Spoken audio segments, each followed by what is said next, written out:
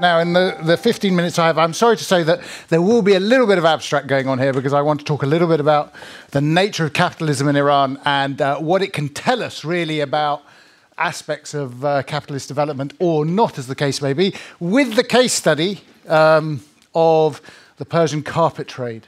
And this cartouche from an 18th century, early 18th century map shows perfectly what people thought of the Persian economy at the time. Quite apart from it being extremely rich, as you can see from the top, the opulentissimi regni Persi. And the two characters on your left and right, one is an astronomer, stroke astrologer really, to be perfectly honest, but the chap on your left is a carpet seller, which tells us really about the dominance really of carpet merchants and trading or whatever in the Persian economy, and one that sort of stays to this day. Here are some wonderful Persian carpet merchants today really angling to sell. If any of you have ever been to Iran or get the opportunity to go to Iran, the one thing that Persian carpet salesmen don't do is they don't haggle. Don't haggle with them. They tend just to sit there and watch you and listen, and then if they think that you're a likely candidate to buy a carpet, they will run after you in the corridor if you happen to move away. But they'll never give you they'll never undersell. They'll never give you a lower price. If you've been to Istanbul, forget it. It's not the same deal. This lot are very wealthy. They're very well established. They watch, they listen, they look, they see how gullible you are, and then they wait to see, and then they'll pounce. And it's very, very striking. And by the way, they always have numerous people within the sort of setup. You'll notice that, well, if you spot these things, as I have done in various bazaars throughout Iran, they will normally have people around the marketplace who will spot you, and they will say, foreigner coming down the corridor, and they will run after you and whatever and say, oh, he'll do you a special deal. What this indicates, of course, is that they're very well established. They're very well established part of the sort of the political economy in Iran, and they're also very wealthy. Okay, they are a very wealthy group. They don't look it, and I'm sort of doing my best impression of a Persian carpet salesman today with my unshaven look and my sort of lounge suit, although they're lounging around without lounge suits, but sometimes they do. Now, what I really want to get into and what I really want to talk about is the notion of mercantile capitalism, which is what I believe is the dominant form of capitalism in Iran. And what it sort of indicates to me about the way in which the political economy in Iran works, and I'll use the carpet industry and the carpet trade, I should say, really, more than industry, as you'll see, as an example of how this works and how I came onto this. When I used to be able to go to Iran many, many years ago, you know, most people, when they talk about Iran, they say, oh, the Islamic Republic, and they talk about it in Islamic terms. Actually, what I was very struck about was how much mercantilism and how much the market was important within the Islamic Republic. That Islam has very little to do with it. Here you had a society which gave vast amounts of interest to people in bank accounts. They obviously justified it in different ways. They sold things incessantly. You could sit in, you know, watching Iranian television. I always struck me, this was my epiphany moment, sitting in an Iranian hotel room, and there was this wonderful program going on. And while in Western societies you'd have your programs and advertisements in between the programs, in Iran you have the advertisements in the programs. Now, if you have advertisements in the programs, this is a society built on selling. It's all about trade and it's all about selling. And I was very struck that when you read, I sort of have to owe this to Anthony Giddens, actually, rather than to Marx, because I never got to Das Kapital Volume 3, you'll be sorry to hear. But Anthony Giddens has this wonderful, in one of his books, I forget at the moment the precise name, but he says that Marx defines two types of capitalist development. And I thought this is quite striking, because in Iran, everyone talks about money. They talk about money a lot, but what they mean by it is different to what we mean by it. You used to get incessantly lots of Western business going to Iran, certainly in the 1990s, I'm talking about, but in the 1990s, going to Iran and say, oh, you know, this is a very sort of business-orientated environment. And yet, what you soon found is the minute they sort of got engaged with the Iranian sort of the mercantile elite in Iran, that actually, while they were using similar language, they meant different things. And of course, Marx then provides quite an interesting exploration of this in terms of the distinction between mercantile and industrial capitalism. And industrial capitalism he defines as what we have generally in the West and is really the product of the modern state, or really the precursor to the modern state. And what does industrial capitalism involve? It involves investment. It involves planning. It involves transparency. It involves long-term thinking. You're not going to make a quick return. You're planning on long-term return. Mercantile capitalism is something different. Mercantile capitalism, as far as Marx was concerned, predates industrial capitalism, and basically is the dominance of trade over production. And here we had, what are the main characteristics of a mercantile political economy? Short-termism, volatility, because you want to maximize your profit. And transparency is wrong there, actually. It's opaqueness, obviously. But when I'm talking about transparency, basically the notion that you disguise things as much as possible. Because what you're trying to do is maximize your profits. And you're maximizing your profits really by sort of dealing with those areas of production where you can. You'll see in the next slide these poor people in the villages who are busy sort of weaving silk carpets and others get paid absolutely nothing, actually, when you look at the context. So when I would talk to these carpet salesmen and see how they, many of them, as I said, very wealthy, and I'd say, how does your business work? And they said, well, we're in the business of trade. That's what we do. But I said, what about the production of carpets? I mean, where do the carpets go? They said, oh, we go to these villages and we get these hapless women, normally women, it has to be said, and kids, and we get them to weave these carpets. It could take a decade, you know, it's fine. They could go blind in the process, not our problem, really. And then we get these carpets for, say, $100 maximum, which is a very good rate for them, obviously, sitting in a village, and then we flog them abroad or to everyone else for thousands and thousands of dollars. The profit margin is huge. But it has nothing to do, really, for them. The core product is trade. It's not really about production because they're not involved in the production. When they did start to get involved in production, as they tried to do, and this is what Marx says, he says in a mercantile political economy, you start with trade, you move into production, but you go in there with a mercantile mentality. And the mercantile mentality means that you don't really actually understand the basics of production. And one of the striking things about the Persian carpet trade, as magnificent as it has been in terms of the luxury goods that we have in the West, is the actual fact that the Iranians have lost dramatically market share in luxury carpets. And who have they lost it to? The Indians and the Chinese, who are mass producing carpets on a machine basis.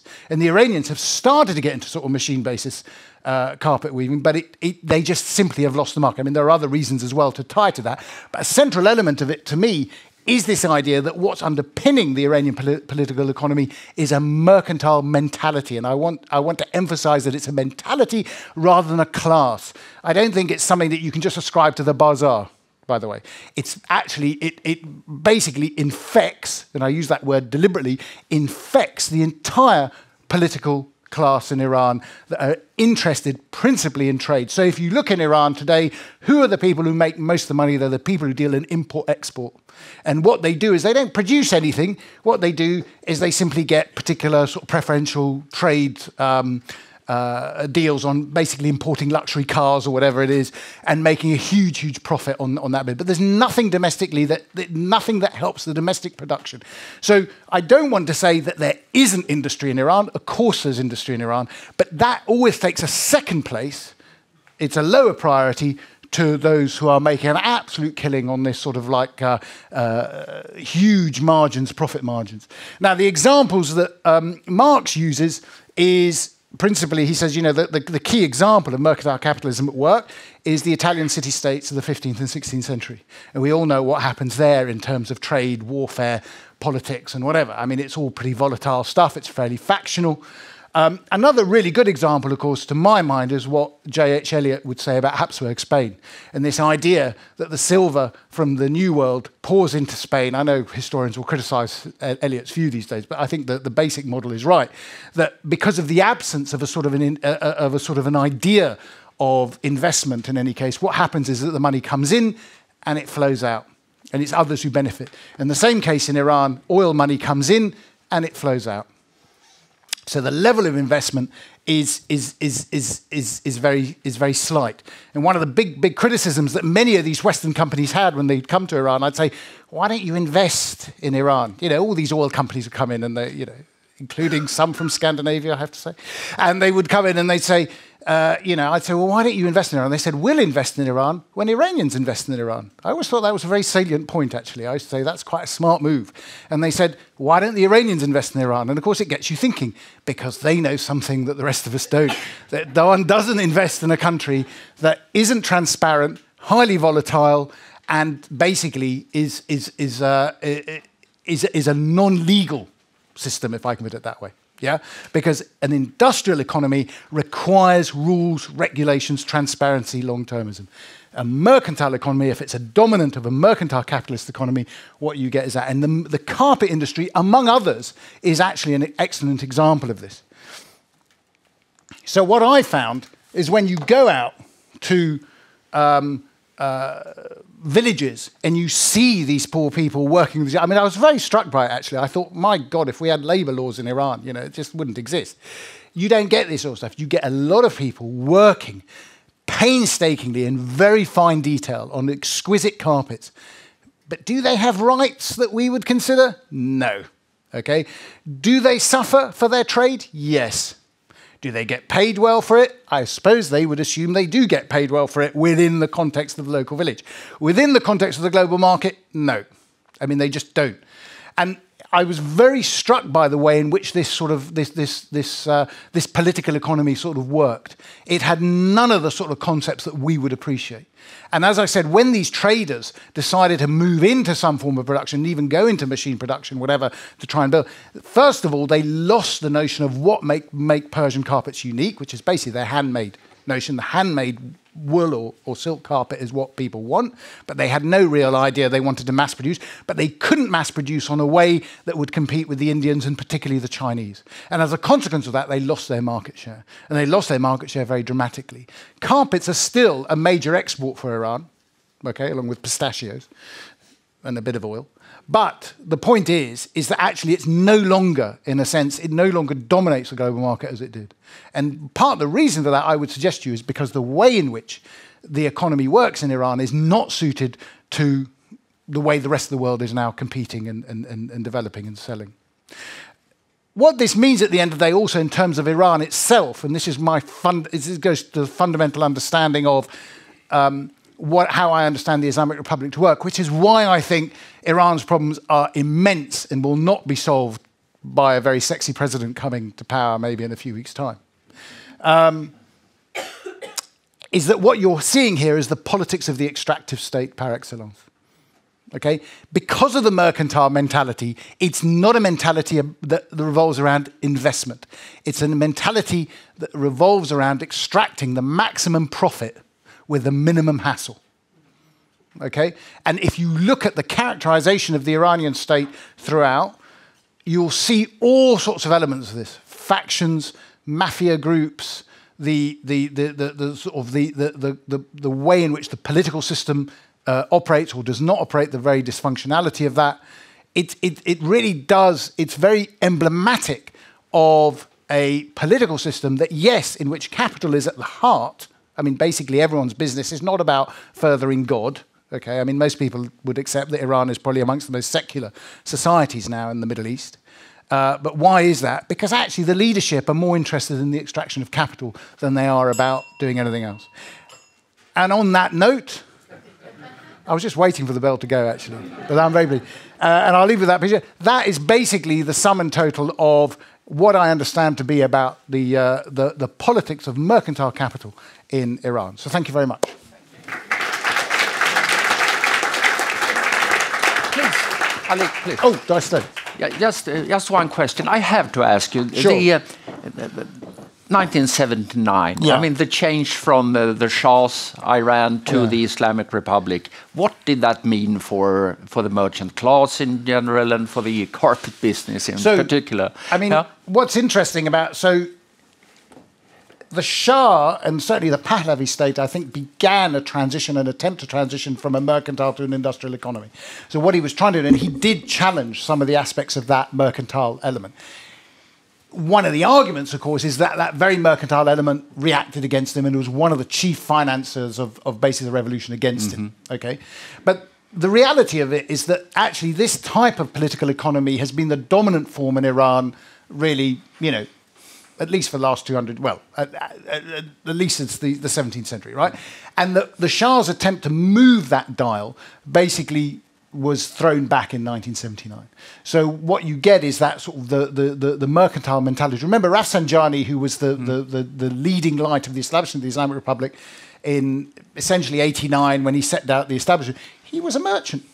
I mean, that's basically what he did. He made money through the selling of pistachios and basically business dealings on sort of property development and stuff like that. But he didn't produce, nobody produced anything is what I was, they didn't. So what you had, I mean, the sad fact is, and this is one of the great paradoxes of Iran, is that cars that were manufactured in Iran in the 1960s and 70s, the famous Hillman Hunter, ladies and gentlemen, when you get hold of the Hillman Hunter, the Paykan, they are worth more in the second-hand market than cars produced after 1979.